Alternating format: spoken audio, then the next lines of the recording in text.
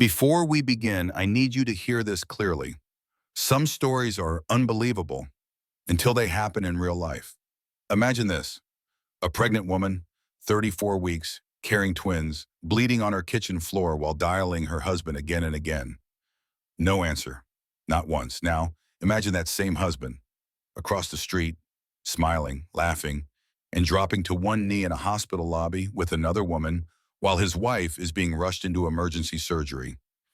This is not fiction. This is the story of Anna Walker, a woman who survived betrayal, sabotage, a hidden insurance policy, a sedative slipped into her drink, and the kind of heartbreak that would have destroyed most people.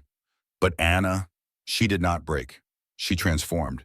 And if you think you know where this story goes, you don't.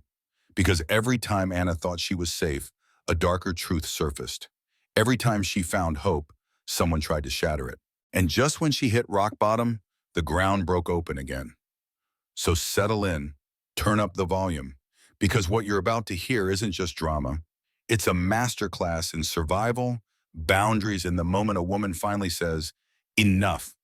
If this story pulls you in, if you find yourself cheering for Anna, or furious at the villains, or thinking someone I know needs to hear this, then go ahead and like, comment, share, and subscribe. All right, let's begin. The first thing Anna Walker heard was the siren. It wailed above her like some desperate animal, echoing off the dark walls of the ambulance. Every bump in the road made a hot spike of pain shoot across her belly. She clutched the sides of the gurney with both hands, nails digging into the thin mattress, trying to hold herself together as if her grip alone could keep her body from tearing apart. A paramedic leaned over her, voice calm but urgent. Anna, stay with me. You are at 34 weeks. We are almost at St. Mary's. Deep breaths, okay? Her throat was dry. The words scraped their way out. My babies, are they okay? The monitors show movement, he said, but there is a lot of bleeding. We need you to breathe and stay awake. Anna tried to focus on the ceiling, on the strip of bright light running down the center. It blurred and doubled. Her vision tunneled, shrinking down to a tight circle. Somewhere under the roar of the siren, she thought she could hear her phone buzzing in her purse. She had called Ethan 3 times before she dialed 911. Once from the kitchen floor, one hand pressed between her legs, feeling the warmth of blood soak through her leggings. Once, when she dragged herself toward the front door, vision swimming. Once in the ambulance, fingers shaking so hard she almost dropped the phone. Each time it rang, then went to voicemail. She told herself he was driving. She told herself he was in a meeting. She told herself a lot of things because the alternative thought was worse than the pain. The siren cut off as the ambulance turned. Amnastin. She saw the glow of the emergency entrance, harsh white lights against the night sky.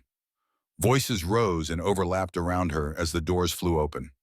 32-year-old female, 34 weeks pregnant, heavy vaginal bleeding, blood pressure dropping. They rushed her through the sliding doors, past a blur of faces, nurses, security, someone in scrubs calling out orders. Anna tried to lift her head, searching for one person. Ethan, she whispered, but it came out as a breath, not a word. Her husband was not there. The gurney hit the threshold to the trauma bay with a jolt that pulled her fully back into her body. Pain roared across her abdomen. She cried out, grabbing blindly for someone, anyone. A woman in blue scrubs caught her hand and squeezed. I am Dr. Hayes. You are at St. Mary's. We are going to take care of you and those babies, okay? Anna stared up into the doctor's steady gray eyes. There was something in them that was almost familiar, a faint thread of humor even in the middle of chaos. Your timing is terrible, by the way, Dr. Hayes added. I was 3 bites into a really good sandwich. It was such a stupid line that a weak, broken laugh escaped Anna. Just for a second, the fear loosened its grip. Then another contraction hit, sharp and deep, and the world went white. They moved around her with practiced speed. Someone cut her leggings. Someone placed an oxygen mask over her nose and mouth. A cuff squeezed her arm. Cold gel spread across her belly as a tech ran an ultrasound wand back and forth, eyes glued to the screen. Fetal heart tones are there, but irregular, the tech said. How long has the bleeding been going on? Dr. Hayes asked, leaning close. I do not know, Anna whispered. Maybe 20 minutes, maybe longer. I was alone. I was... I called Ethan. He did not answer. Dr. Hayes glanced at the nurse by the monitors. Call her emergency contact. Husband, Ethan Walker. We need consent for surgery if this gets worse. The nurse nodded and lifted the phone. Anna focused on that motion like it was a lifeline. Once he answered, everything would feel less impossible. Ethan would rush in, face pale, tie askew, full of apologies. He would take her hand, and the terror would shrink down to something survivable. He had to. The scene froze there for a moment in her mind, like a photograph she wanted to will into existence. Then the story snapped backward, to a quieter moment earlier that day, when everything still looked normal from the outside. 8 hours earlier, the house smelled like coffee and burnt toast. Anna stood at the kitchen counter, slowly buttering a piece of dry wheat toast because Dr. Hayes had told her to keep it simple. Her swollen belly brushed the edge of the counter. The twins had been doing gymnastics all morning, rolling and kicking beneath her skin like they were trying to find the exit early. Hey, you two, she murmured, resting a hand over the movement. We had a deal. You stay put until Mommy can see her feet again. The kitchen television hummed in the background, some morning show chattering about celebrity divorces. The host laughed a little too loudly. Everything on screen felt glossy and far away, like a life that belonged to someone else. Her life, the real one, was a quiet suburban kitchen, a stack of baby shower gifts in the corner, and a calendar with circles around all her prenatal appointments. And Ethan, she reminded herself. Her life was supposed to include Ethan. He walked in just then, as if she had summoned him by thought. Perfect timing, as always, when there was an audience. He wore a navy suit that fit him like it had been tailored only for him. His blonde hair was slicked back. His phone was already in his hand. Morning, he said, not looking up. You are late, Anna answered. Dr. Hayes wants you there for the appointment. Remember? The growth scan? He sighed like she had just asked him to move a mountain. Anna, I told you, I have the quarterly review today. The board is on site. I cannot just skip that. You skipped the last one too, she said softly. He finally looked up. For a second, the Ethan she had married flickered through his expression, some mix of charm and impatience and just a hint of guilt. Then the wall came down again. They are just scans, he said. You text me the pictures. It is not just scans, she replied. They think I might have preeclampsia. My blood pressure has been weird. There could be complications. He made a face like she had started speaking another language. Anna, you worry about everything.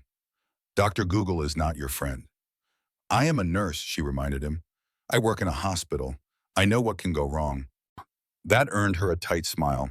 And yet somehow you still think the worst will happen every time. Look, I promise I will make it up to you. How about dinner tonight at that Italian place you like? We will celebrate you being one step closer to popping these two out. He leaned over, kissed her on the forehead, and grabbed a travel mug from the counter. The kiss landed more on hair than skin. Then, she said before he could get out the door.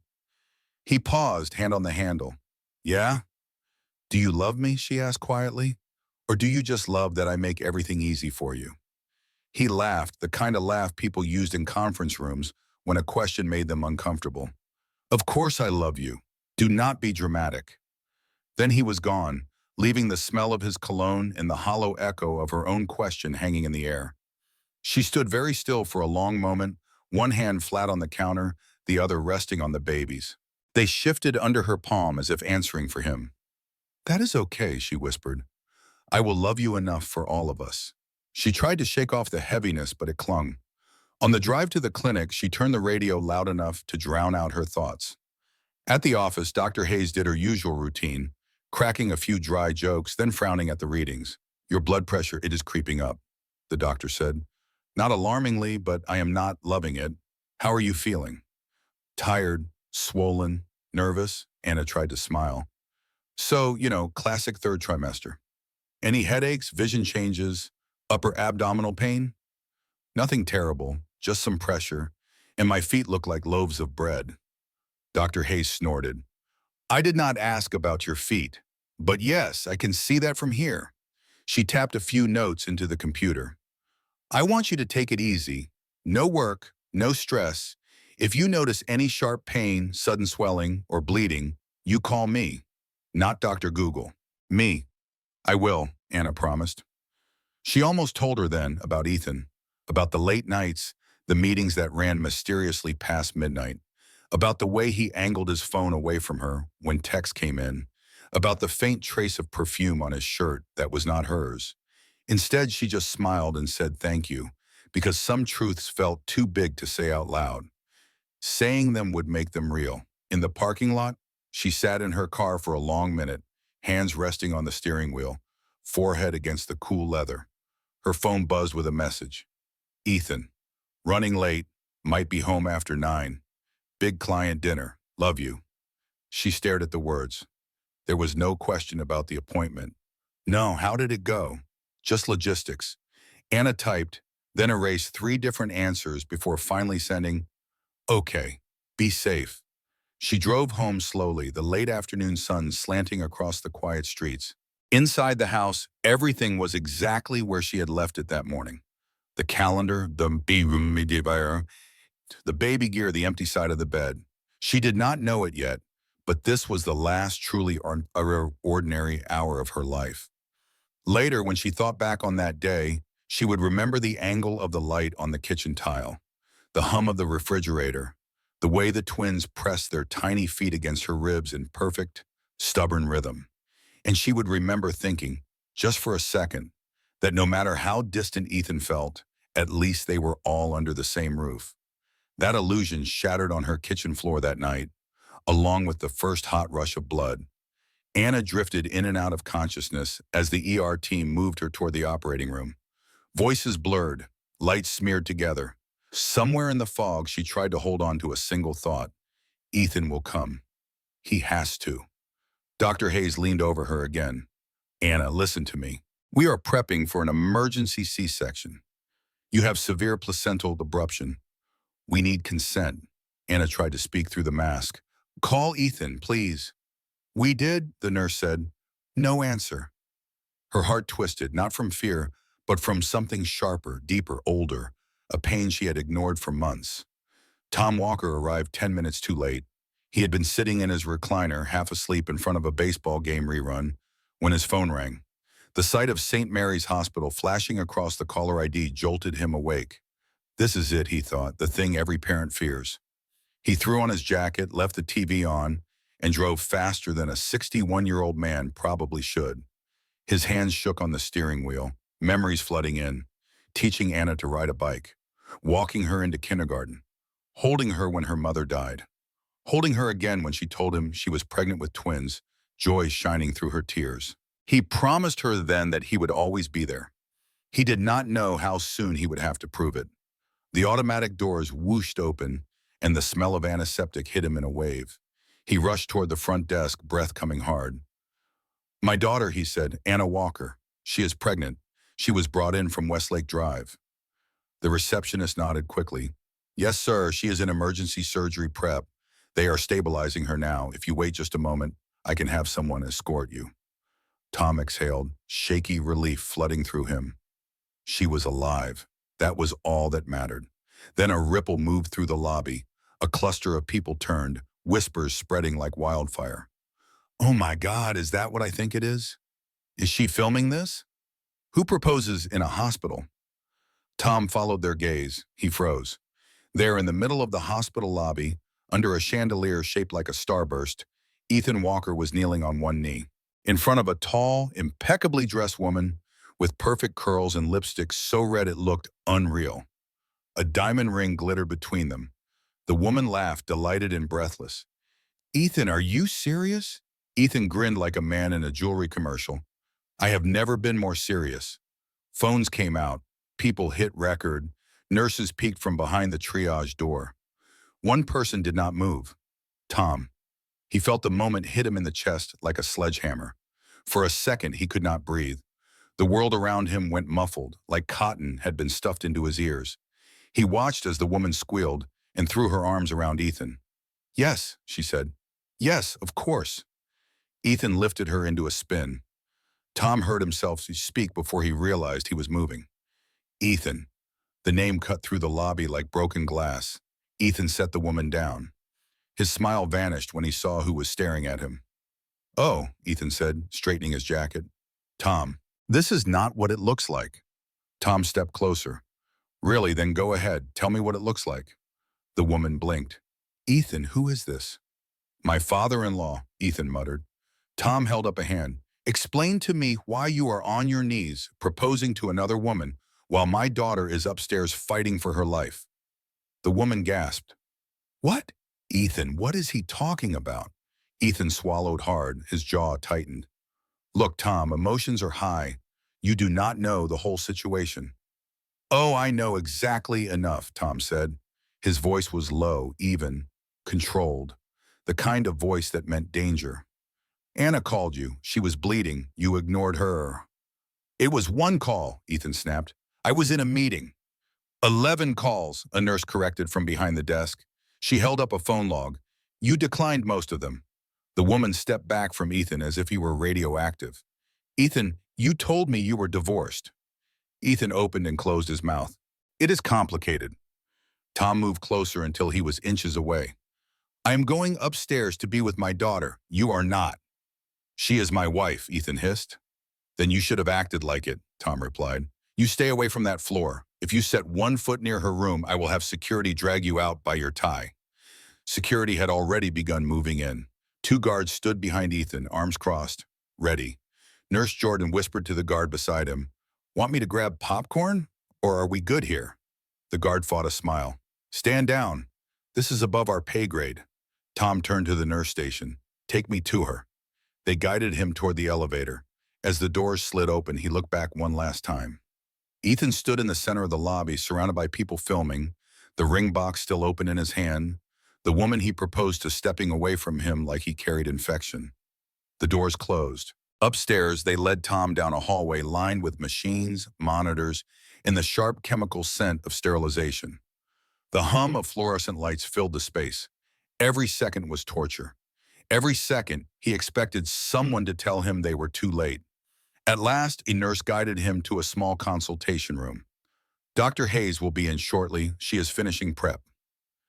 Minutes crawled by, then the door opened and Dr. Hayes stepped in, surgical cap already on, mask around her neck. She looked at Tom with the calm determination of someone who had seen chaos but refused to bow to it. "Mr. Walker," she said, "I am Dr. Hayes. I am operating on your daughter." "Is she—" His voice broke. "Is she alive?" "Yes," the doctor said, "but she is in critical condition. She has severe placental abruption. There is heavy internal bleeding. We need to deliver the twins now." Tom nodded, gripping the back of the chair so hard his knuckles turned white. "Do what you have to do." Dr. Hayes hesitated for half a second. "Is her husband available for consent?" "He is not," Tom said. His voice was ice. "And he will not be." The doctor studied him, then gave a single approving nod. "Understood. Then you are her next of kin. I need your signature." Tom signed without looking down. Dr. Hayes put a hand on his arm. "We will do everything we can. I promise you." Then she left, and Tom was alone again. He sank into the chair, elbows on his knees, hands covering his face. The weight of everything pressed down on him. Downstairs, Ethan Walker was becoming a meme. Upstairs, Anna Walker was fighting for her life. And Tom Walker, caught between those two realities, felt something in him harden into steel. No matter what happened next, he would not let his daughter face it alone. The clock on the consultation room wall seemed to tick louder with every second. Tom stared at it until the numbers blurred. He had never hated time so much in his life. A nurse poked her head in. It was the same one from the desk, short dark hair, a badge that read Jordan, RN. "Mr. Walker," Nurse Jordan said softly, "do you want some water? Coffee? A sedative?" Tom huffed a humorless laugh. "Got anything that turns back 24 hours? "Not in this department," Jordan replied, "but the vending machine downstairs has disappointing pretzels and warm soda. So, there is that." Despite everything, the corner of Tom's mouth twitched. "I will pass. How is she?" "They just started," Jordan said. "These things take time. If anything changes, Dr. Hayes will come straight here. That is a promise." Tom nodded. Thank you. Jordan hesitated. For what it is worth, I saw what happened downstairs. That was messed up. Tom looked up sharply. You were there? I was the one thinking I should start charging admission, Jordan said, but I figured that would be frowned upon. Tom's expression darkened. That man is my son-in-law. Jordan shook their head slowly. Sir, I do not mean any disrespect, but your daughter deserves better than a guy who proposes to his side piece in a hospital lobby. While she is here, that is some next-level villain origin story. Side piece, Tom repeated, the words bitter in his mouth. How did I miss all of this? Jordan gave him a sympathetic look. We all miss things we do not want to see. It is called being human. They started to turn away, then remembered something. Oh, there is one more thing. Security flagged something for risk management. I think you will want to see it when this is not so fresh, Tom frowned. What is it? Jordan lowered their voice. The hospital made 12 calls to Ethan Walker. All marked urgent. We log every attempt. Risk management was going to send the report to legal, but if you want a copy later. Tom felt heat rise under his skin, a slow, controlled burn. Yes, he said. I want everything. Jordan nodded. I will make a note. Sit tight, Mr. Walker. She is in good hands. When the nurse left, the room felt twice as quiet. Tom stood and paced, hands in his pockets. Old habits stirred. He had spent 30 years as a detective, reading people and patterns. He had learned to listen for what was not being said. Here, in a hospital hallway, those instincts came back, sharper than ever. Downstairs, the lobby was still buzzing. Ethan had retreated to a corner near the gift shop, his phone pressed to his ear. The woman he had proposed to sat stiffly in a chair, arms wrapped around herself. Brielle, just answer my calls, Ethan muttered into voicemail. This is all blown out of proportion. You knew things were complicated. He hung up and checked his social media. Bad idea. The first video had already made its way to a local gossip page. The caption was brutal. Guy proposes to girlfriend in hospital lobby while his pregnant wife is rushed into surgery upstairs. The comments were worse. Imagine being this heartless. This is movie villain behavior. Internet, do your thing. No, Ethan whispered. No, Sue. He refreshed. Another clip had surfaced from a different angle. It caught Tom's voice clearly. My daughter is upstairs fighting for her life. Someone had slowed the audio and added dramatic background music. Ethan saw his own face freeze on screen, eyes wide, ring in hand. He hit the power button, turning the phone off, but the damage was already spinning out in the digital world. Upstairs, time finally broke. The door to the consultation room opened again. Tom braced himself, every muscle taut. Dr. Hayes stepped in, surgical cap slightly askew, mask hanging loose around her neck. There was sweat on her forehead and a faint crease between her brows. Tom's heart stopped. She is alive, Dr. Hayes said. He sagged against the table, grabbing its edge to stay upright. And the babies? The twins are alive too, Hayes continued. They are small and will need close monitoring in the neonatal intensive care unit, but they are breathing on their own. Your daughter lost a lot of blood, but we were able to stabilize her. She is in recovery. Tom shut his eyes for a moment. A breath shuddered out of him. Can I see her? He asked. In a little while, Hayes said. She is still under anesthesia. We will let you in when she is settled. For now, she is critical but stable. I need you to understand, though, Mr. Walker. This was very close. How close? He asked roughly. If she had come in even 30 minutes later, Hayes said, we might be having a very different conversation. The bleeding was severe. The placental abruption had progressed. Her blood pressure was dropping fast. Tom swallowed hard. She called him, he said. She called Ethan. Over and over. He did not come. Hayes exhaled through her nose, something like anger flickering in her eyes. I cannot comment on her personal life, she said carefully. But I can tell you we documented every attempt to contact her emergency contact. That is standard procedure. Where does that documentation go? Tom asked. Into the hospital system, Hayes said. It can be accessed by risk management, by legal, or by subpoena if needed. By subpoena, Tom repeated. His voice went flat. Right. Hayes studied him. You used to be a cop. Detective, he corrected. For a long time. Then you know how this works, she said. We take our documentation seriously. So should you. He met her gaze and nodded once. I appreciate everything you did for her, Tom said. For the babies, too. Do not thank me yet, Hayes replied. She is not out of the woods. There could be complications. There is risk of infection, long-term effects from blood loss. We will do our best, but she will need time to recover. She is tougher than she looks, Tom said. She has to be. She was married to Ethan. For the first time, a small smile pulled at Dr. Hayes's mouth. Noted, she said. I will have a nurse come get you when you can see her. In the meantime, get some air. Pretend you ate something. When she left, Tom stayed where he was for a moment, staring at the wall. Then he straightened, pulled his phone out, and turned it on. He did not call Ethan, not yet. He called someone else. Hey, it is me, Tom said when the line picked up. I need a favor. Actually, I need several favors, and they are all legal, so you can relax. On the other end, a familiar dry chuckle sounded. Tom Walker, you only ever call when something has gone wrong. How bad is it? Bad, Tom said. My daughter almost died tonight. Her husband left her bleeding out to propose to another woman in a hospital lobby. I have witnesses, I have video, and I am going to need a lawyer who does not scare easy. There was a pause, then the voice replied, You are talking my language. Come by my office tomorrow. I will clear the schedule. No, Tom said. You come here. St. Mary's. Bring whatever you need to start a paper trail. I am not leaving her alone. On my way, the voice said. Tom hung up just as Nurse Jordan returned. How are you holding up? Jordan asked. She made it through, Tom said, for now. Jordan smiled, genuine relief softening their features.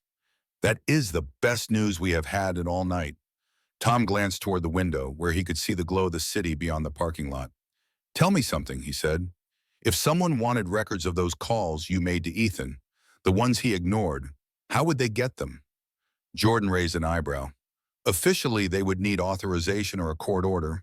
Unofficially, if a concerned security officer happened to print out a copy for his favorite nurse, who happened to hand it to a very angry dad, well, hypothetically, that paper might fall into your lap.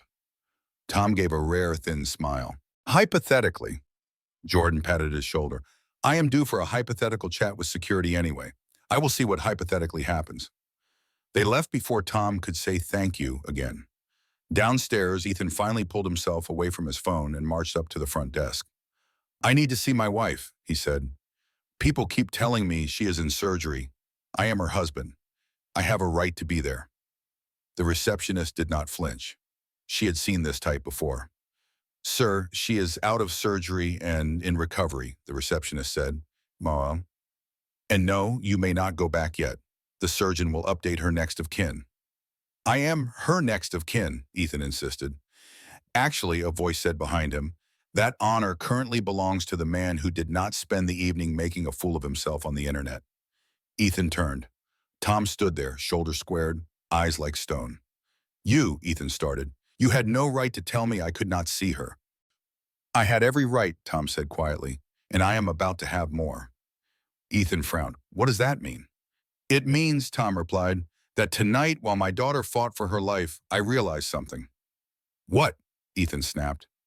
You are not the only one who knows how to play dirty, Tom said. But the difference is I'm willing to do it for the right reasons. Ethan opened his mouth, but before he could speak, a security guard stepped between them. Mr. Walker, the guard said to Tom, risk management wants to see you. They have some documents for you to review. Tom nodded. Good. That is exactly what I was hoping to hear. As he followed the guard down the hallway, he did not look back at Ethan. He had more important things to do than argue with a man who had already shown the world who he was. Tom was done hoping Ethan would change. From this point forward, he was preparing for war.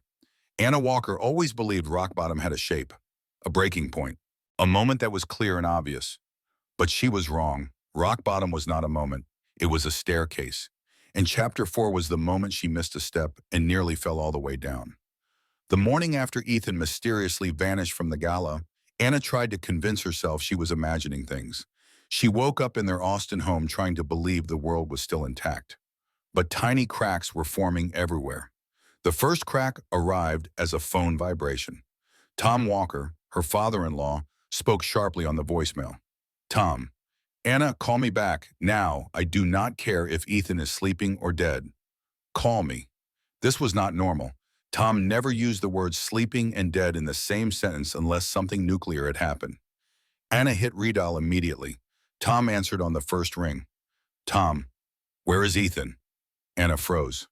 Anna, what do you mean? I thought he was with you after the gala incident. Tom sighed with a long, frustrated growl. Tom, no. He stormed out before I could speak to him. And according to the manager, he left with someone. Anna's stomach dropped. Anna, left with who? Tom paused. This was the bad pause. The pause that meant danger. Tom, with Brielle Summers. There it was. Twist number 1.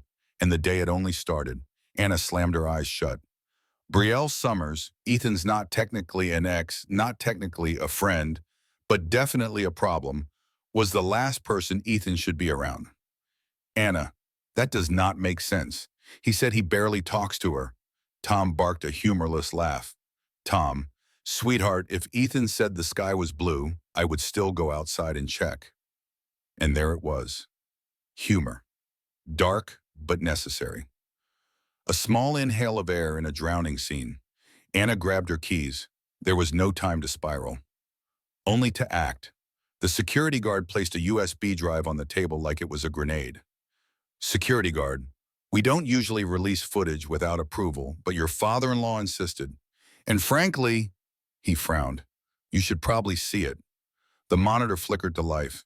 This should have been a calm moment, a reassuring moment. But no, this was disappointment peak number 2. On the screen, Ethan was stumbling out of the ballroom, coat missing, tie half undone, and beside him, Brielle, tall, blonde, lethal to marriages, uncomfortably close, holding his arm and whispering something in his ear that made him laugh. Anna felt her pulse in her teeth. Anna, he was drunk. Anyone can be manipulated when they are out of it. The guard raised an eyebrow. Security guard, sure, but you might want to see the next part. He tapped the keyboard. New footage, this time from the parking lot. Ethan leaned into Brielle's car. She leaned forward. Too close, he placed a hand on the car roof, steadying himself. And then, her father-in-law stopped the scene with a sharp shout. Tom, that's enough, his voice cracked. I can't watch my son destroy his life 1 pixel at a time. Humor moment number 2, accidental but fitting. Pixel by pixel, Ethan was indeed constructing the world's ugliest mosaic. Anna stepped away, gripping the table. Anna, where did they go? Security guard, no idea. But the car returned at 3 in the morning, alone. The word alone didn't comfort her. It just left too many blanks to fill. As Anna stepped outside the resort office, her phone buzzed again. Dr. Hayes, her OBGYN. Dr. Hayes, Anna, you missed your morning check-in. Are you feeling all right? Anna inhaled sharply. Anna, yes, just a chaotic night. Why? Dr. Hayes, you need to come in, today. The stress could affect the pregnancy. Narrator, there it was. Catastrophe number 1 of the 3 catastrophe rule. Anna was pregnant, 3 months. Only a few people knew. And now, stress had consequences, real ones. She hurried to her car, one hand on her abdomen, whispering a vow to a child who didn't ask for any of this. Anna, I am going to fix this, I swear. Nurse Jordan, a man in his 40s with dad jokes built into his DNA, adjusted the blood pressure cuff. Nurse Jordan, all right, Anna. Your vitals look like my ex-wife's attitude, higher than recommended. Anna let out the first tiny laugh of the day. Anna, please do not make me laugh, it hurts, Nurse Jordan winked. Nurse Jordan, humor is part of the treatment plan, doctor approved. Narrator, and that was the humor palate cleanser needed before the next twist punched her again. Dr. Hayes returned with a tolerated term. Dr. Hayes, your levels are elevated, and something else came up. She paused. We detected a medication in your system. A sedative. A light one, but unexpected. Anna blinked. Anna, I didn't take anything. Dr. Hayes, then someone gave it to you. Silence, hard, cold. Narrator, there was catastrophe number 2. The gala, the dizziness, the moment her vision blurred, the sudden weakness. Someone may have drugged her. Anna whispered, Anna, do you think it was an accident? Hayes, no. Sedatives don't just show up by accident. Her stomach twisted. Was Ethan involved? Was Brielle? Was someone targeting her? Nurse Jordan muttered under his breath. Nurse Jordan, if I had $1 for every man who caused this kind of case, I would buy this whole hospital and rename it Sorry Women's Medical Center. Dr. Hayes gave him a look. Dr. Hayes, Jordan, please. Dr. Hayes leaned forward, calm but firm. Dr. Hayes, I know, listen to me carefully. 1, do not confront Ethan yet. 2, do not be alone with anyone who was at that gala. 3, and this is important, you must keep your stress low. Your body is showing signs of strain. Anna nodded, committing every word to memory. Narrator, wisdom moment number 1. Advice that was not just for her, but for every listener dealing with betrayal and fear. Safety first. Clarity second. Confrontation last.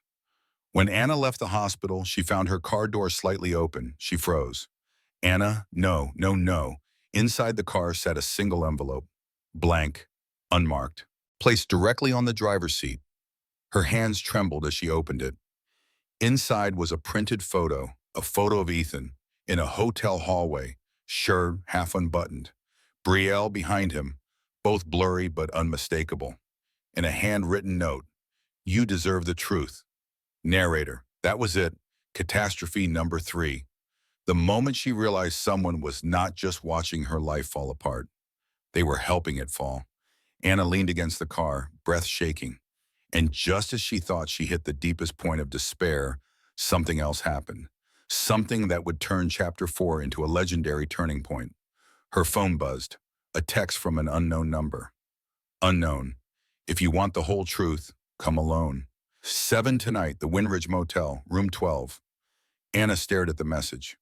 Narrator, a motel meeting, a stalker note, a mystery messenger, a husband missing, a pregnancy in danger, and a sedative in her system.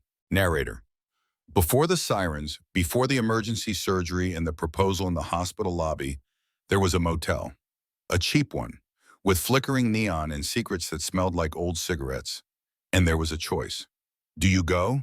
Do you pretend nothing is wrong? Or do you finally admit the life you built might be a lie? This was 3 months before Anna Walker ended up in the back of that ambulance. Right now, she was standing in her driveway, phone in hand, staring at the text on her screen. Unknown. If you want the whole truth, come alone. 7 tonight.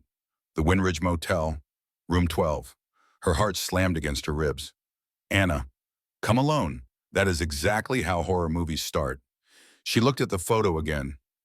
Ethan, Brielle, hotel hallway, blurry but unmistakable. Someone out there knew something. Someone was watching. It is a universal dilemma. When your gut screams something is wrong, do you chase the truth even if it might destroy whatever is left of your peace? Anna did what too many people do at first. She tried to rationalize. Anna, maybe it is a prank. Maybe someone is catfishing me. Maybe this is some scam. But then she remembered the sedative in her blood work. The way the room had spun at the gala. The look on Ethan's face when she asked where he had been. Her stomach turned. She opened her contacts and scrolled to Tom. If anyone would tell her she was not crazy, it would be him. Tom picked up on the second ring. Tom, please tell me this is you calling to say Ethan had a good explanation and I can retire from being furious. Anna swallowed. Anna, I got a message, a weird one. Someone left a photo in my car. She sent it while they spoke. A second later, she heard Tom suck in a sharp breath. Tom, yeah, that is not Photoshop. Anna, there is more. She read the text aloud. Tom was quiet for a beat. Tom, they want you alone at a roadside motel. Absolutely not. Anna, but what if they have proof? Dr. Hayes said there was a sedative in my system. What if Ethan is... She could not say the words drugging me out loud. Tom finished for her. Tom, what if he is setting you up? I know how these stories go. I have investigated enough of them. Anna, so do I just ignore this? Tom, no, we do not ignore it. We also do not let you stroll into a crime scene starter kit by yourself. You are pregnant, Anna. You do not meet anonymous sources at the Windridge Motel alone. I am coming with you, Anna. They said come alone. Tom snorted. Tom, and my cholesterol says eat more bacon. We are all ignoring something today. Despite everything, she almost smiled. Anna, Dad, what if this is nothing? Tom, then we wasted an evening and I get to complain about the smell of old carpet. That is a win for me. Narrator, it was not just a joke, it was a small piece of wisdom. When you are being manipulated, isolation is the abuser's favorite tool. Bringing someone you trust is not drama. It is safety. 7 o'clock came faster than she wanted. The Windridge Motel sat off the highway, tucked between a shuttered diner and a pawn shop. The neon W flickered on and off like it was unsure it wanted to be part of this story. Tom parked 2 spots away from room 12. Tom, stay where I can see you. If anything feels off, you walk away. You owe nobody an explanation. Anna nodded. Her palms were sweaty. She wiped them on her jeans and walked toward the door with the faded gold numbers. She knocked. For a second, nothing happened. Then the chain slid, the door opened a few inches, and one wary eye peered out at her. Voice, you came. The door opened wider. The person on the other side was not who Anna expected. Not Brielle, not some angry coworker of Ethan's. A young man, mid-20s, dark circles under his eyes, polo shirt with a name tag that read Dylan. Anna blinked. Anna, do I know you? Dylan stepped aside. Dylan, you do not. But I know you. I work at Ethan's company. Or I did, until I decided I liked sleeping at night. Anna hesitated at the threshold. Anna, I am not supposed to come in alone. Dylan glanced past her and spotted Tom sitting in the car, headlights off, but posture like a coiled spring. Dylan, that's your backup? Anna, that is my dad. Dylan nodded. Dylan, he can come in. I am not trying to get arrested today. Tom took that as his cue. He got out of the car, locked it, and walked over, sizing Dylan up with every step. Tom, if you have brought her here for some kind of scam, son, I am going to introduce you to the concept of regret. Dylan held up both hands. Dylan, no scam. I swear, I just did not know how else to do this. The room was exactly what you would expect from a motel off the highway. One bedspread with a pattern older than Anna, a nightstand with a crooked lamp, curtains that had seen better decades. Tom wrinkled his nose. Tom, smells like despair and air freshener. Dylan gave a quick, nervous laugh. Dylan, yeah, that is about right. Anna sat on the edge of the chair. Tom stayed standing, arms crossed. Anna, why did you send me that photo? Dylan reached into a backpack on the bed and pulled out a manila folder. It was thick, overstuffed. Dylan, because I made a mistake. Several, actually. And you are the one paying for them. He handed her the folder.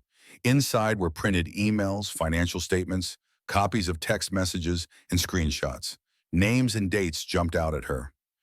Ethan Walker, Brielle Summers, offshore account, prenup adjustment draft, life insurance policy. Anna's throat tightened. Anna, what is this? Dylan exhaled. Dylan, I am, or I was, Ethan's assistant. I helped him set up accounts, draft emails, arrange meetings. At first, it was just normal stuff. Then it got darker. Tom leaned in. Tom, define darker. Dylan shuffled through the papers, pulled one out. Dylan, this is the email chain where Ethan asked company legal to connect him with a discreet outside consultant who specializes in asset shielding before divorce proceedings. He held up another. Dylan, this is a life insurance policy he took out on you 6 months ago. $1 million payout if anything happens during pregnancy or childbirth. Silence slammed into the room. Anna stared at the paper. Her pulse roared in her ears. Tom's jaw tightened. Tom, he did not tell her about this. It was not a question. Dylan shook his head. Dylan, he said it was just responsible planning, and that you were too anxious to handle the details. He hesitated. Then there was the other thing. Anna whispered. Anna, what other thing? Dylan swallowed. Dylan, at the gala he texted me. He wanted me to keep an eye on you. Then Brielle asked me to bring you a drink from the bar, said she wanted to smooth things over, just girl to girl. He rubbed his face with his hands. I brought you the drink, but I saw her with these little vials in her purse earlier, and it freaked me out. I did not see her put anything in it, but after you nearly collapsed, after the doctor found a sedative in your system, I put it together.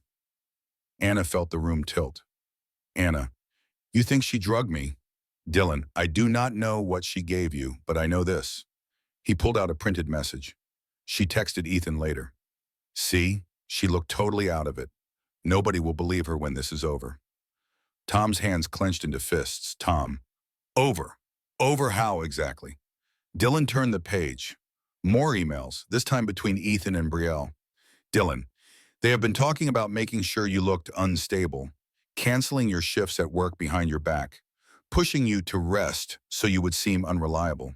If a custody battle happens, they want to paint you as emotional, paranoid, maybe even substance dependent. Anna's stomach lurched. Anna. So the sedative, her voice shook, was not an accident. Dylan, I do not think so. He looked miserable. I told myself it was not my business, that it was just rich people being messed up. But when I heard you went to the hospital, when I saw the lab note about the sedative, I could not keep this to myself. Tom stepped closer, eyes sharpened by years of training. Tom, why now? Why risk your job? Dylan gave a hollow laugh. Dylan, job is already gone. When Ethan saw the security team pulling footage for you and your dad, he flipped, told me to clean up loose ends, which I am pretty sure meant me. Tom nodded slowly. Tom, smart to get ahead of that. Anna gripped the folder. Anna, so you are saying my husband and his girlfriend are trying to make me look crazy so they can strip my assets and maybe take my baby if something goes wrong? Dylan, yes. There it was, plain, ugly, true. Narrator, sometimes the most shocking reveal is not a twist. It is simple confirmation that your worst fear was not paranoia. It was clarity. Anna looked down at the papers, then at her father, then at Dylan. Anna, what do I do? Tom's voice was calm, steady, the voice of someone who had walked into 1,000 disasters and walked out with a plan. Tom, you do exactly 3 things. He held up a hand, ticking them off. 1. You get copies of everything here to a lawyer who does not blink at words like conspiracy and fraud. 2. You protect your health. No more surprise drinks. No meetings alone with Ethan or Brielle. Every interaction documented. 3. You stop hoping that Ethan is going to wake up one morning and magically be the man you married. He paused. Hope is good, but not when it is killing you. That last line hit Anna harder than any paper in the folder. Narrator, wisdom does not always arrive in soft voices. Sometimes it sounds like a man who is done watching people he loves get hurt. Dylan cleared his throat. Dylan, there is one more thing. He slid a flash drive across the table. Backups, in case anyone asks how we know what we know. Anna picked it up, feeling the weight of something far heavier than plastic and metal. Anna, thank you. Dylan looked at her with a mixture of guilt and relief. Dylan, just stay safe, okay? I do not think Ethan knows where his line is anymore. As they left the motel room, the air outside felt too cold for a Texas night. Tom opened the car door for her, then stopped, looking back at the flickering motel sign. Tom, you still think rock bottom has a clear shape? Anna shook her head. Anna, no, but I think I just found the blueprint. Narrator, she had the evidence now. She had the truth. But the thing about truth is, it does not save you by itself. You have to survive long enough to use it. And 3 months later, when the sirens wailed and the ambulance raced through the night, that truth would become the sharpest weapon in Anna Walker's hands. The motel meeting gave Anna the truth. But truth without action is just fear with better lighting. And over the next 48 hours, everything around her would shift into a collision course she could no longer avoid. This was 2 months before the emergency surgery, 2 months before the night the world broke. Right now, Anna Walker was walking into the most dangerous battlefield she had ever faced, her own living room. Anna entered the house slowly, keys shaking in her hand, lights on, shoes by the door, jacket thrown across the couch. Ethan was home early. That alone qualified as a red flag large enough to block out the Texas sun. He emerged from the kitchen holding a smoothie, wearing the lazy confidence of a man who had no idea his world was seconds from imploding. Ethan, hey babe, crazy night last night. You good? Anna stared at him. The folder from the motel felt like it weighed 20 pounds in her purse. Anna, I want to ask you something. Her voice was steady, too steady. Ethan barely looked up from his phone. Ethan, if it is about the gala, let's just not do this. Anna dropped the folder on the table. The paper spilled everywhere. Emails, statements, screenshots, the insurance policy. the asset planning, all of it. This was the moment every cheater fears. The moment they realize the person they lied to has documentation thicker than a college textbook. Ethan's face drained like someone pulled the battery out. Ethan, what is all this? Anna, you tell me. Ethan flipped on through pages, trying to act confused, then outraged, then offended, all at once like a man auditioning for every role in a terrible community theater play. Ethan, this is taken out of context. Who gave you this? Anna, someone who got tired of helping you destroy my life. Ethan slammed the folder shut. Ethan, you are being dramatic. Tom, standing in the doorway from his earlier check-in, cleared his throat. Tom, oh, son, there is dramatic, and then there is evidence. This is evidence. Ethan's eyes widen. Ethan, why is he here? Tom, because your wife is pregnant, because she was drugged at the gala, and because I do not trust you to water a plant, much less take care of her. Anna shook her head slowly, feeling tears sting her eyes. Anna, you plan to divorce me. You plan to take everything. You plan to make me look unstable. Ethan opened his mouth, but for the first time in their marriage, Anna spoke louder. Anna, you tried to build a case that I could not parent. You talked to Brielle about making me look unpredictable, emotional, unreliable. Ethan, it was just talk. Everyone vents during stressful times. Tom barked out a laugh. Tom, planning to falsify mental instability is not venting. That is criminal intent, genius. Humor moment number one. Tom weaponizing sarcasm like he had a lifetime license for it. Ethan was sweating now, hands shaking. Ethan, look, everyone is overreacting. I do not even know what half of those papers are. Anna opened the insurance policy and slid it toward him. Anna, do you know what this one is? He froze. Hard. Ethan, that is a standard safety measure. Anna, you did not tell me about it. Ethan, I did not want you to worry, never narrator. Every viewer knows this line. It is the liar's national anthem. Anna's voice cracked. Anna, you took out $1 million policy on me, and the payout is active if something happens. During childbirth, Ethan looked cornered, panicked. Ethan, you are twisting it. Tom stepped in. The room crackled with tension. Tom, son, the only thing getting twisted here is your future. If I were you, I would start praying for a personality transplant. Anna's phone rang. She jumped. Dr. Hayes. Anna put it on speaker. Dr. Hayes. Anna, I just received confirmation from the lab. The sedative in your system was zolpidem. Not dangerous in one dose, but concerning in pregnancy. It was ingested, not injected, probably mixed in a drink. Ethan went pale. Tom raised an eyebrow. Tom, drink anything at the gala? Anna stared directly at Ethan. Anna, I had one drink, handed to me by someone who said it was from Ethan. Dr. Hayes continued, unaware of the volcanic eruption happening in the living room. Dr. Hayes, Anna, we need to keep your stress low. Avoid anyone who could be contributing to unsafe conditions. Translation, stay away from Ethan. Anna, thank you, doctor, I will. She hung up. Ethan threw up his hands. Ethan, you cannot seriously think I drugged you. Tom, good. Then you will have no problem with us getting toxicology comparisons from the glassware at the gala. Ethan, Tom, stop interfering. This is my marriage. Tom stepped forward. Tom, then start acting like it. Twist moment at number one. Ethan did not apologize. He did not take responsibility.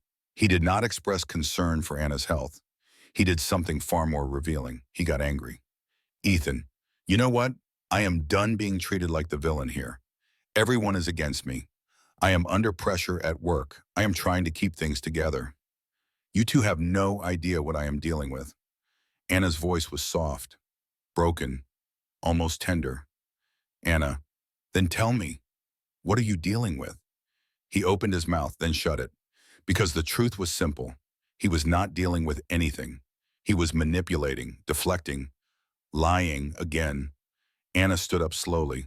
Anna, get out. Ethan blinked. Ethan, what? Anna, get out. Ethan stepped closer. Ethan, you are emotional. You are pregnant. You should not make decisions.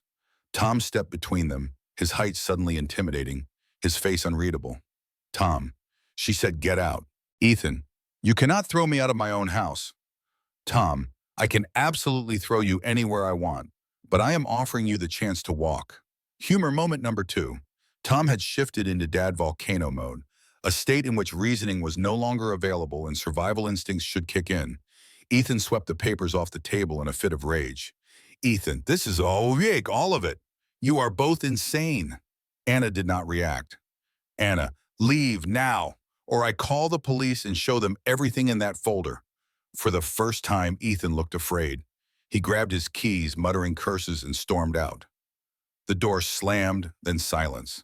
The kind of silence that feels like a bruise. Tom sat beside him. Tom, that was hard, but it was right. Anna nodded slowly. Anna, I thought I hit rock bottom. At the motel, at the hospital, at the gala. But I think this is the moment it actually hits me. Tom, what moment? Anna stared at the door. Anna, the moment I realize I cannot save a man who does not want to be saved. Narrator, engagement moment number 2. A universal realization for anyone who has ever loved someone destructive. Tom rubbed her back gently.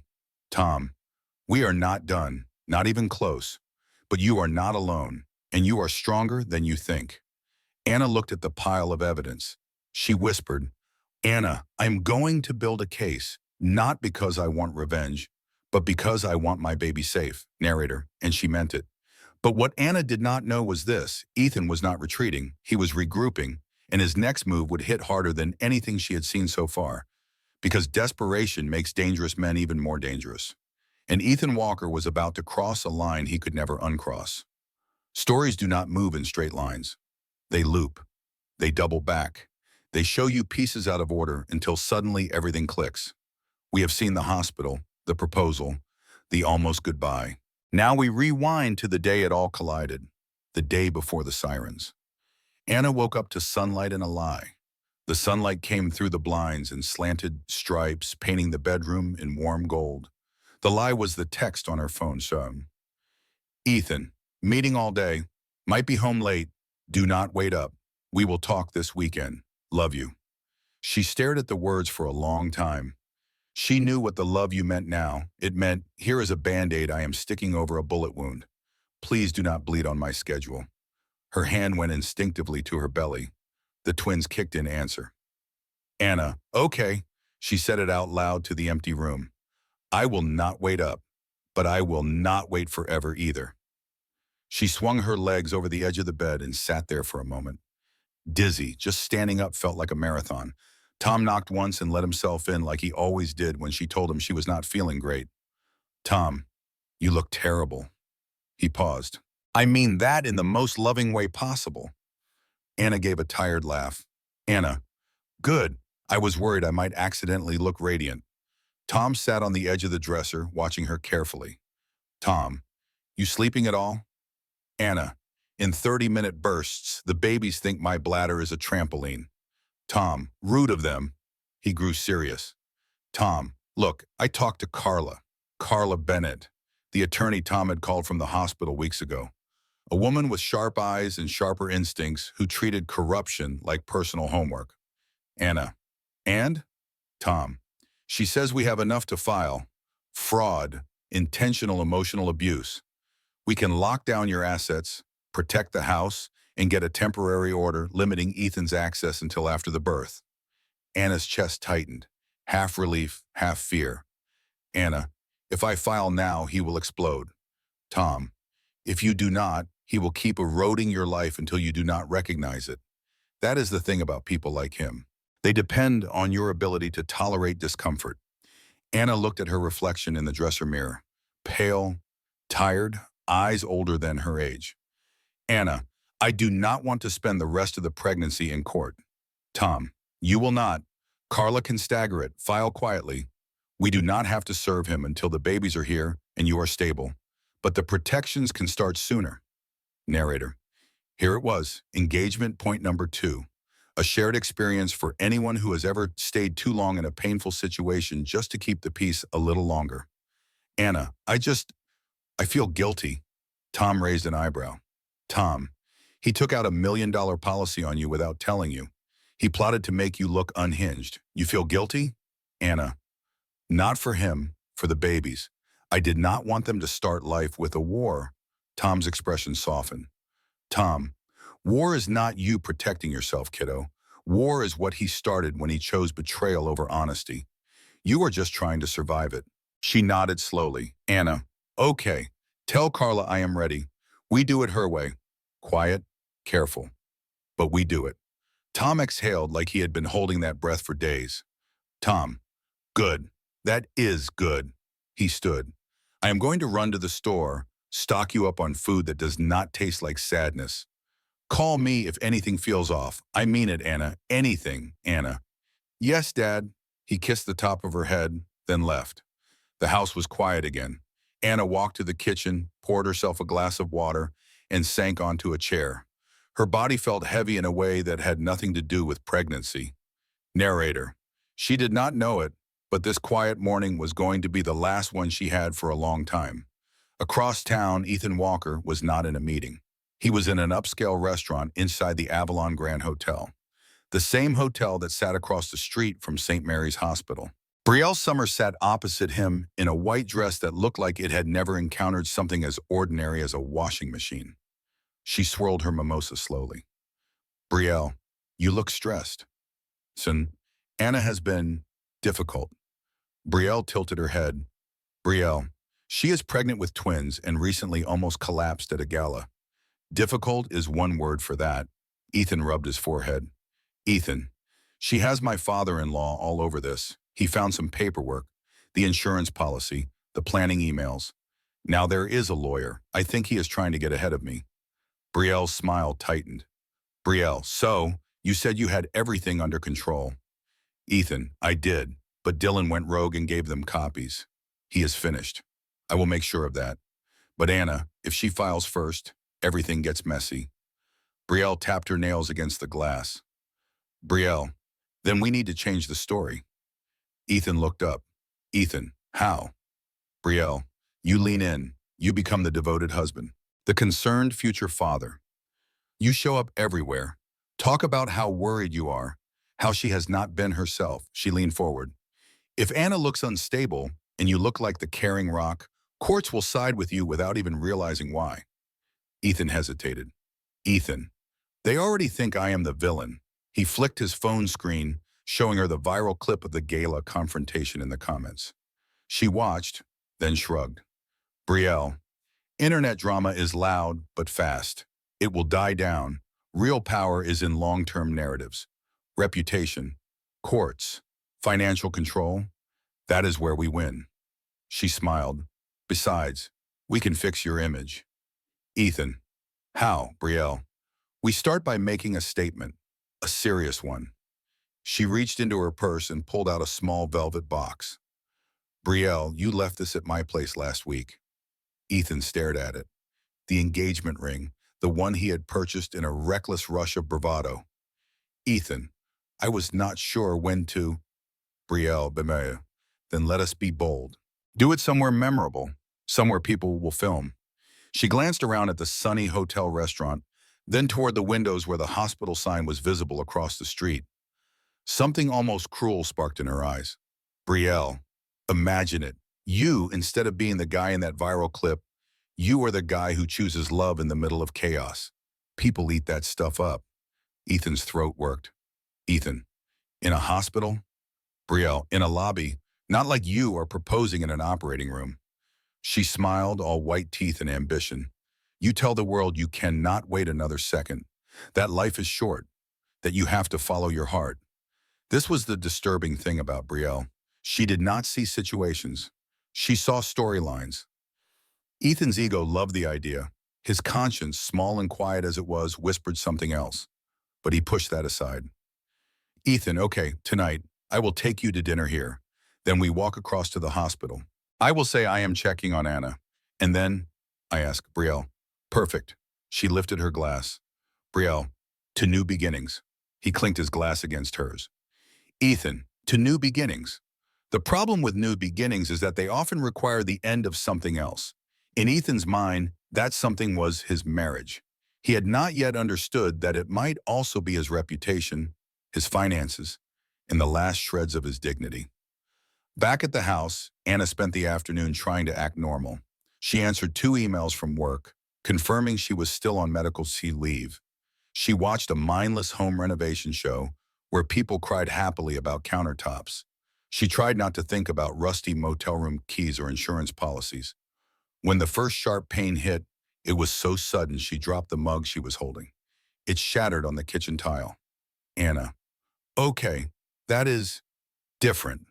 She gripped the counter and breathed, counting like Hayes had taught her. In for 4. Out for 6. The pain passed, then came back, harder. She felt something warm rush down her legs.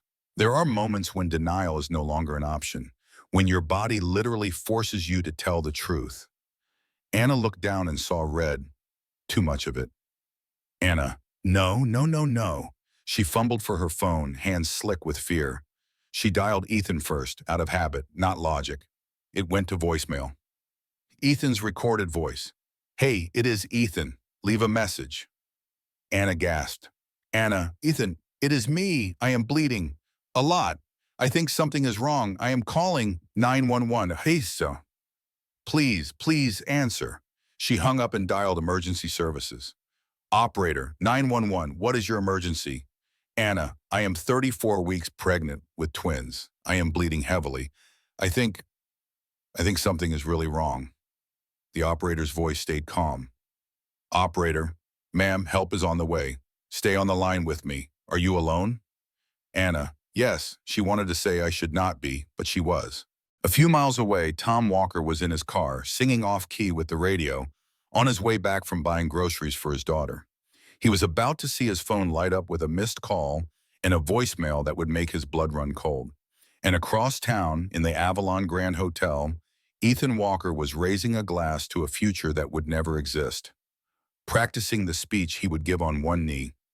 Just as the woman he had vowed to love in sickness and in health fell to her kitchen floor, gripping her belly and whispering to 2 unborn babies that she was still trying, to hold everything together. Narrator. The sirens were coming, the ambulance was already being dispatched, and the collision course that began with a motel room and a folder of stolen emails was about to crash straight through the polished lobby of St. Mary's Hospital, under the bright, unforgiving lights of 100 recording phones. The next chapter would not be about secrets. It would be about consequences. Every tragedy has an impact point, a single moment where the story stops building tension and instead detonates. For Anna Walker, that moment came in the back of an ambulance, but for everyone else, it began with 3 overlapping events happening at the same time, each one feeding into the other like gears grinding in a broken machine. The sirens blared so loudly the windows shook as paramedics rushed Anna toward the ER doors. Paramedic 1. Ma'am, stay with me. We are almost there. Anna's vision pulsed blue and red as the lights reflected off the metal walls. She tried to breathe, tried to focus, tried not to panic as more warmth spread beneath her. Anna, my babies, are they? Paramedic 2 glanced at the monitor. Paramedic 2, heart rates are variable, but they are still there. Keep breathing. Every contraction felt like her body was tearing open from the inside. Every second felt like a countdown. The world faded around her. She clutched the gurney. She whispered to the twins, Anna, hold on, just hold on. Tom Walker drove like the laws of physics were optional. His groceries were still on the passenger seat, apples rolling everywhere, a milk jug leaking onto the upholstery, but he did not care. Tom, come on, come on, come on. He hit redial for Anna, no answer. Then his phone buzzed. Voicemail transcription from the operator, 34 weeks pregnant, heavy bleeding. Tom's breath caught. He slammed his hand against the wheel. Tom, please be okay. Please. I am coming. His tires screeched as he turned into the hospital lot. He did not park. He abandoned the car at the curb and sprinted toward the ER doors. If grief had shape, that sprint would be it. Across the street, Ethan Walker lifted a wine glass as if the universe were applauding him. Brielle smiled over candlelight. Brielle, you know, once we do the public proposal, everything changes. Ethan, exactly. People will see the real story. A man rewriting morality in real time. Brielle leaned forward, conspiratorial. Brielle, after the proposal, we take a step back, let the internet calm down. Then, when divorce proceedings start, we reveal that Anna has been unstable for months. Ethan nodded. Ethan, she has been stressed, emotional. That plays in our favor. Brielle raised her glass again, then froze. Brielle, did you hear that? Sirens, loud, close. They echoed across the street. Ethan dismissed it. Ethan, it is a hospital. Of course there are sirens. Sirens for strangers, not for the woman carrying his children. The waiter approached. Waiter, dessert? Or should I bring the champagne for the proposal? Ethan smirked. Ethan, champagne.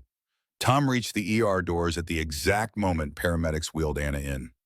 Time slowed. Anna's hair was plastered to her forehead. Her skin was gray. Her lips were trembling. Blood soaked the sheets under her. Tom's voice cracked. Tom.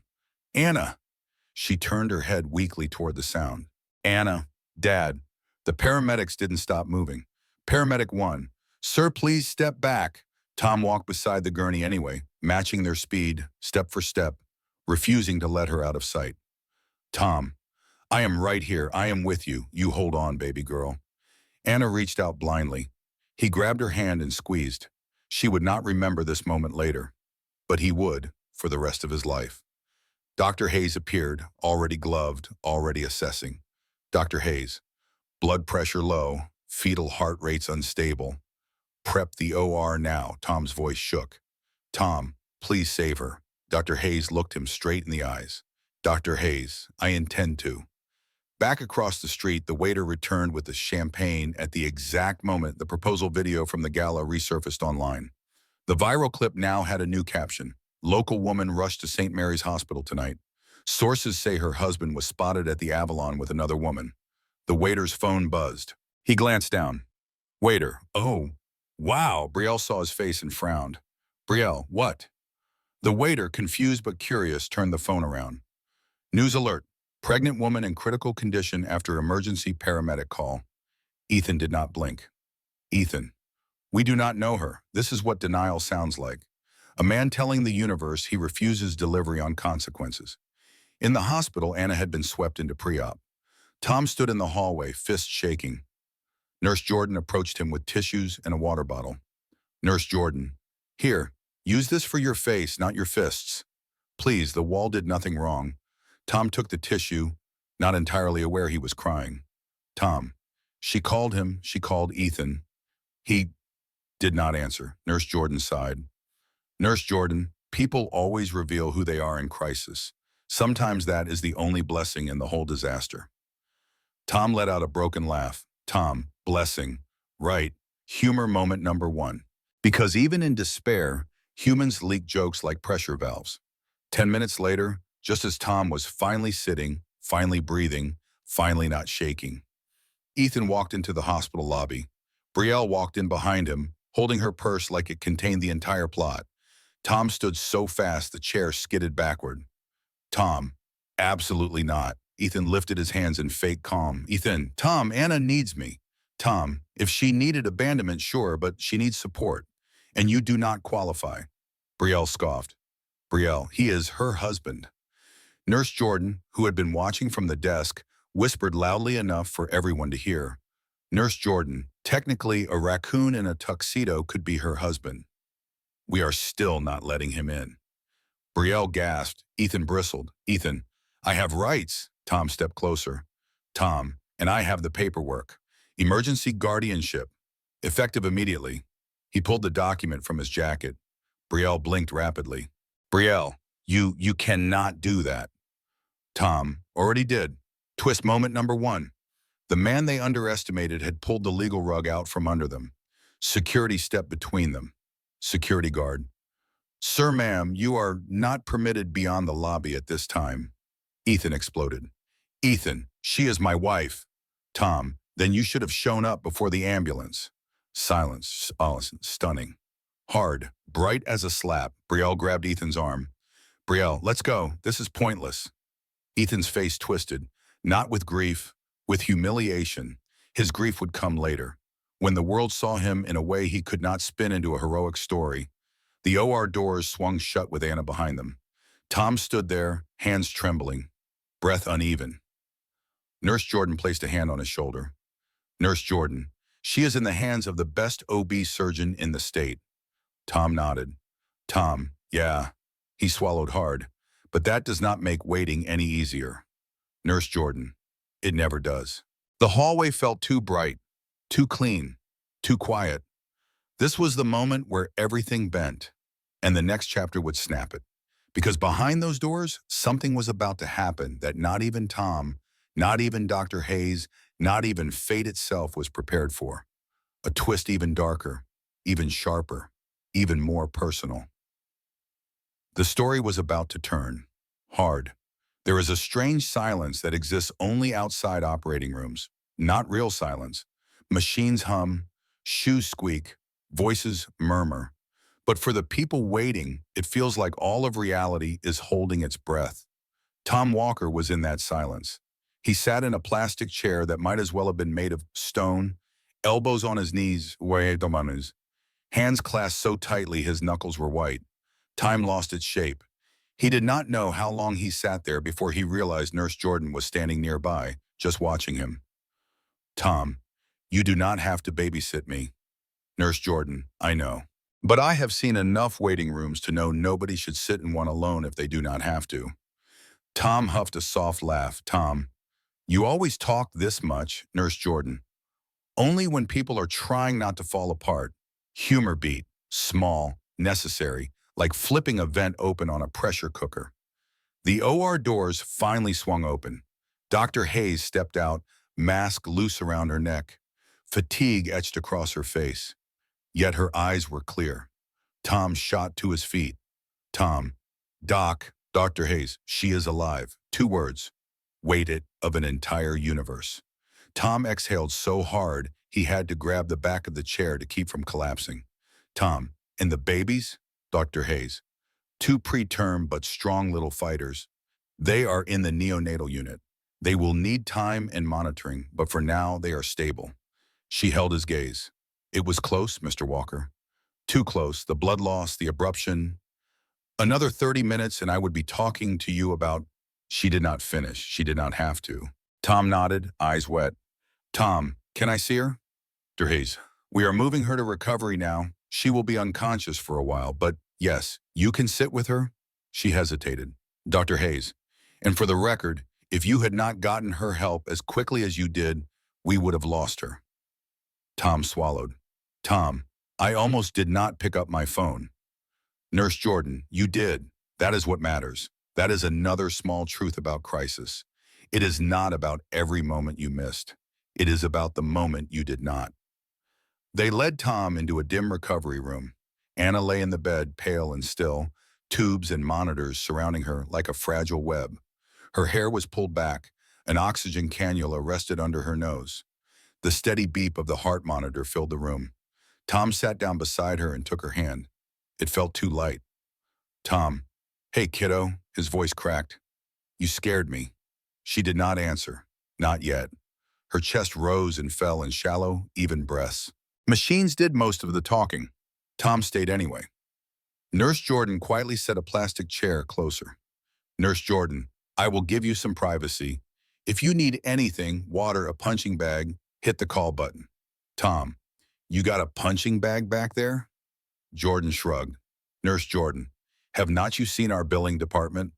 Tom actually laughed, the sound half broken, half relieved. Tom, thank you. Jordan slipped out, leaving them alone. Tom leaned closer. Tom, so, 2 of them, huh? He sniffed, smiling through tears. Figures. You never could do things halfway. He sat with her in silence, occasionally mumbling updates she could not yet hear. Tom, Carla is on this. We have guardianship papers signed. Ethan is blocked from making medical decisions. And as of tomorrow, he is going to learn what it feels like to be the one on the defensive. He was not promising vengeance. He was promising protection. There is a difference. Downstairs, Ethan's world was starting to tilt. He stood in a hospital hallway near the elevators, phone in hand, trying to regain control of a narrative that was sprinting away from him. Ping, another notification. Article teaser, Business exec accused of abandoning pregnant wife during emergency. Alleged proposal to mistress caught on camera. Ethan, Brielle, this is getting out of hand. Brielle, sitting stiffly in a chair, checked her own phone. Brielle, Deschamps, they do not have the full story. We can fix this.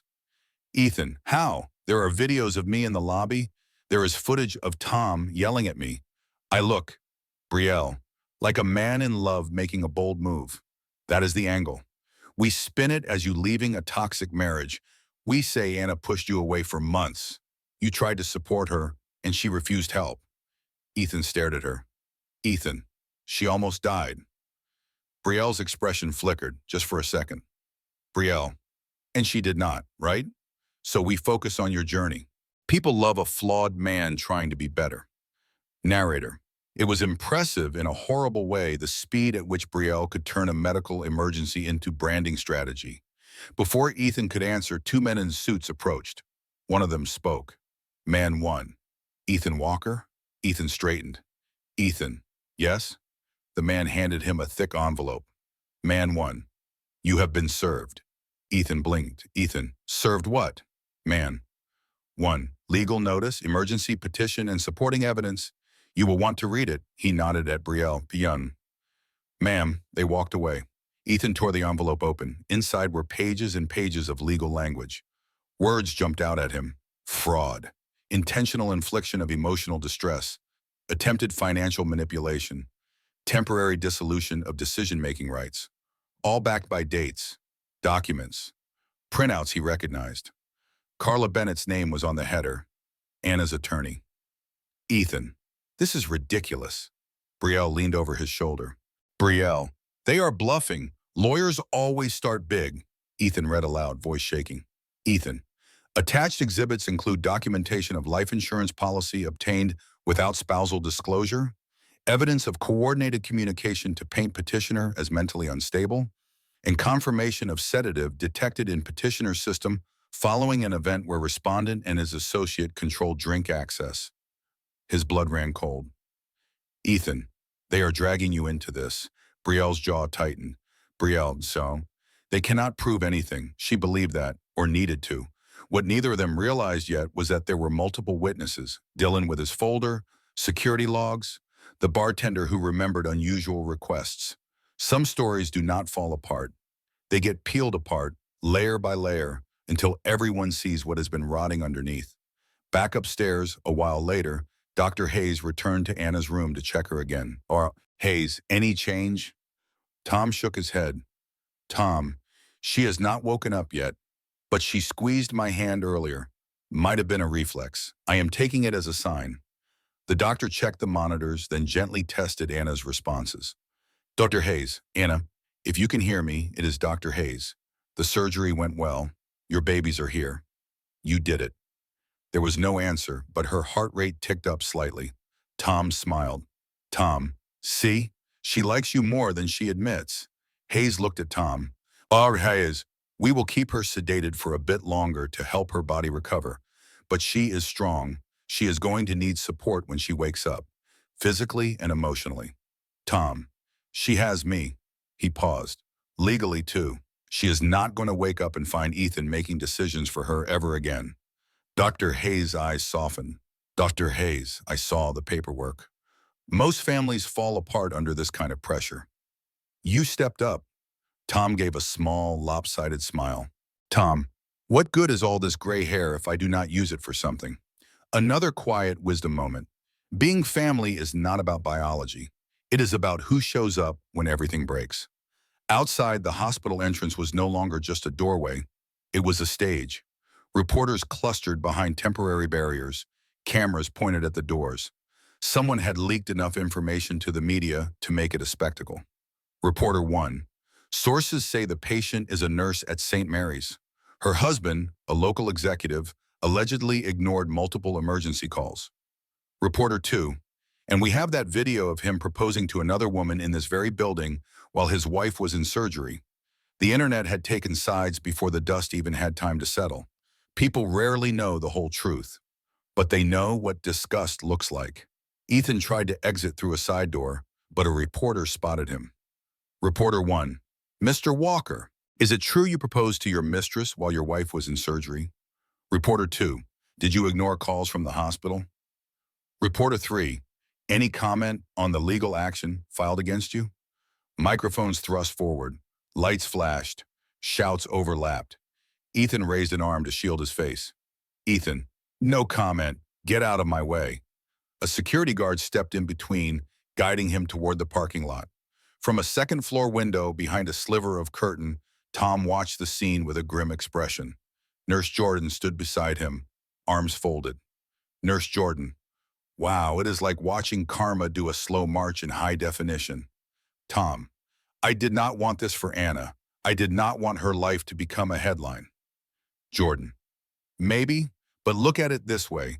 There are people out there who needed to see this, to recognize themselves, to realize they are not crazy for feeling mistreated. Tom considered that. Tom, you think so? Nurse Jordan, I know so. Stories like this, they do not just expose one villain. They light up patterns. They nodded toward the parking lot, and sometimes they make sure the right person walks away with the kids in the house. Tom turned back toward Anna's room. Tom, I do not care about the internet. I care that she wakes up and knows she is safe, that is all. He meant it. But out there in thousands of living rooms, people were already arguing, judging, empathizing, remembering their own betrayals. And somewhere between those windows and those screens, Anna's story stopped being a private disaster and became something bigger. A mirror. Hours later, sometime before dawn, Anna's eyelids fluttered. The world came back in fragments. Beeping, soft voices, the weight of a hand around hers. She focused, saw her father. Anna, Dad? Her voice was a rasp. Tom leaned forward quickly, relief crashing across his face. Tom, hey, I am right here. Her hand went to her abdomen instinctively. Anna? Anna. The babies. Tom nodded, tears in his eyes. Tom, they are okay, in the neonatal unit. Tiny but loud, just like you. She closed her eyes, a sob of relief shaking her whole body. Then memory hit. Blood, pain, Ethan's voicemail, empty air. Anna, where is he? Tom's jaw tightened. Tom, he is not here, and he will not be the one deciding anything for you or the twins ever again. She looked up at him, confused and exhausted. Anna, what did you do? Tom, what I should have done sooner. I stopped waiting for him to be better, and I started making sure you were protected. That was the turning point, the moment the story shifted from survival to rebuilding. But before there could be healing, there would have to be one last confrontation. One last meeting where Ethan Walker would finally hear, in plain words, who he had become and what he had lost. That part of the story belonged to Anna, and it was coming next. Stories do not always end with fireworks. Sometimes they end with a quiet room, a steady heartbeat, and a woman who has survived enough to know that peace is worth more than any revenge. But before Anna Walker could reach that peace, she had one last door to walk through. 2 days after waking up, Anna was strong enough to sit upright without help. The doctors called her recovery remarkable. Tom called it stubbornness. Nurse Jordan called it a miracle mixed with spite and electrolytes. They rolled her into a private conference room on the 3rd floor. The room was deliberately plain. Beige walls, a rectangular table, blinds half open letting in soft morning light. Carla Bennett, Anna's lawyer, sat on the left side of the table. She had her laptop open, a binder thick enough to qualify as a blunt weapon, and a calm, lethal smile. Tom stood behind Anna, hand on the back of her chair. Across from them sat Ethan Walker, alone. No Brielle, no charm, no armor. Just a man who looked 10 years older than he had 3 days ago. His tie was crooked, his hand shook slightly. He kept opening and closing a cheap plastic water bottle without drinking from it. When Anna was rolled in, he stood clumsily. Ethan. Anna. She met his eyes. Anna, sit. He obeyed. If Ethan was expecting anger, he did not get it. If he was expecting tears, he did not get that either. What he got was far more devastating. Clarity. Carla cleared her throat. Carla, this meeting is mandatory for the closing of emergency guardianship and the final notification of Anna's legal decisions. Everything discussed will be documented. Ethan, you are required to answer directly, and you will not interrupt Anna at any point. Understood? Ethan nodded stiffly. Carla. Good. Anna, whenever you are ready. Anna took a slow breath. Her voice was soft, but sure. Anna, Ethan, I am not here to scream at you. I am not here to beg for explanations or apologies. I already survived everything I needed to survive. She paused. Anna, I am here so you hear this from me and not from a lawyer or the internet. Ethan swallowed hard. Ethan, I never wanted you to get hurt.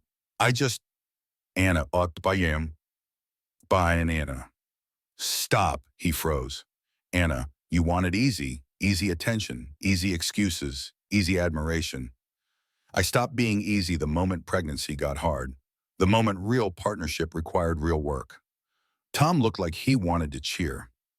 Carla subtly slid a tissue box closer to Ethan's side out of pity, not compassion. Anna continued. Anna, the night I almost died, you ignored calls from the hospital, and while I was praying my babies would make it, you were... She gestured vaguely. Everyone knows what you were doing. Ethan opened his mouth. Anna, do not say a word. Her strength was not loud. It was precise. Anna, I used to think I needed an apology from you to move on. I do not, because an apology means you understand what you broke, and you do not. Ethan's eyes filled with tears. Ethan, Anna, I love you. I always have. Anna, you love control. You love attention. You love being adored. But love, real love, you showed none. She leaned back, breath steadier. Anna, so here is what is going to happen. Carla opened the binder as if unveiling a verdict. Anna, you will not have decision-making power. You will not have access to my medical information. You will not interfere with my recovery. You will not contact me directly. If you want updates on the twins, you go through Carla. Ethan. And visitation? Carla answered. Carla, 1 hour every Saturday, supervised, in a public location. No exceptions. Ethan's voice cracked. Ethan, I am their father. Anna, yes, biology makes you that. Your actions decide everything else. She looked him dead in the eyes. Anna, and your actions, they made you a visitor. No screaming, no drama, just a truth so sharp it left no room for argument. Ethan lowered his head into his hands. His shoulders shook. He looked small, broken, deflated.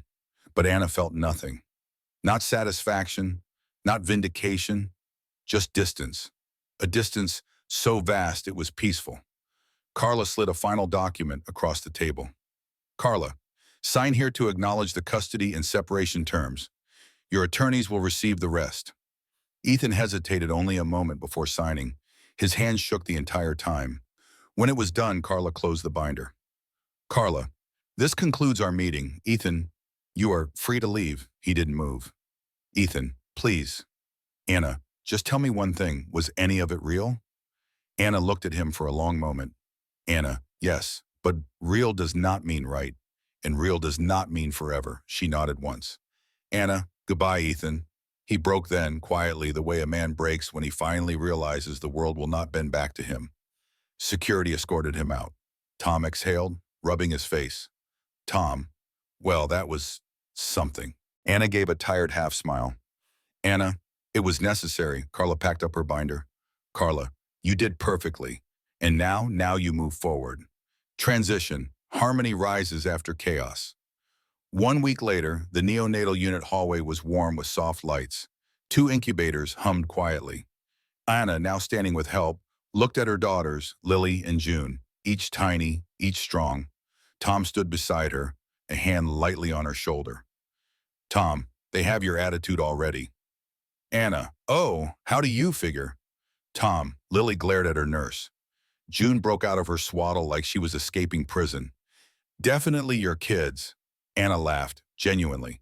The first real laugh since all of it began. This was the healing part. Not epic, not loud, just small joys strung together like lights along a quiet road. 2 months later, Anna carried both girls into her home, the home she now fully owned.